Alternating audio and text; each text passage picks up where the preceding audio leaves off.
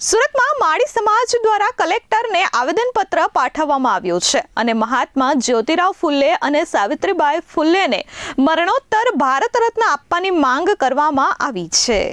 સુરતમાં માળી સમાજ દ્વારા આજે કલેક્ટરને આવેદનપત્ર પાઠવવામાં આવ્યું છે। મહાત્મા જ્યોતિરાવ ફુલે અને સાવિત્રીબાઈ ફુલેને મરણોત્તર ભારત રત્ન આપવાની માંગ માળી સમાજ દ્વારા કરવામાં આવી છે। આ આવેદનપત્રમાં જણાવવામાં આવ્યું હતું કે મહાત્મા જ્યોતિરાવ ફુલે અને સાવિત્રીબાઈ ફુલેએ પોતાનું સમગ્ર જીવન શોષિત, વંચિત અને પછાત વર્ગોના ઉત્થાન માટે સમર્પિત કરી દીધું છે। સ્ત્રી શિક્ષણના પ્રણેતા એવા આ દંપતીએ તે સમયના રૂઢિચુસ્ત સમાજ સામે લડીને મહિલાઓ માટે શિક્ષણના દ્વાર ખોલ્યા હતા। સાવિત્રીબાઈ ફુલેએ અનેક મુશ્કેલીઓ વેઠીને પણ દેશની પ્રથમ મહિલા શિક્ષિકા બની સ્ત્રી સશક્તિકરણનો પાયો નાખ્યો હતો।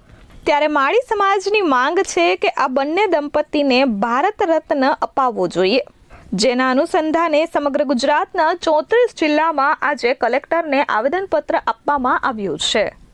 ભાવિકભાઈ રામી, અધ્યક્ષ સમસ્ત માળી સમાજ મહામંડળ ગુજરાત।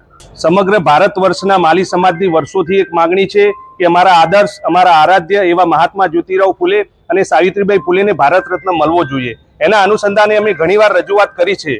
આઝાદીના 80 વર્ષો પછી પણ આટલી બધી સરકારો આવી, પરંતુ તેમને આ નિર્ણય લેવામાં ઉદાસીનતા સેવી છે અને તેના અનુસંધાને ગુજરાતના 34 જિલ્લા મથક ઉપર માળી સમાજ દ્વારા આવેદનપત્ર આપી અમે રજૂઆત કરી છે કે અખંડ ભારતના પ્રથમ મહાત્મા એવા મહાત્મા જ્યોતિરાવ ફુલે અને અખંડ ભારતના પ્રથમ મહિલા શિક્ષિકા એવા સાવિત્રીબાઈ ફુલે શોષિતો, વંચિતો અને કચડાયેલા વર્ગ માટે ઘણા જ કાર્યો કર્યા છે।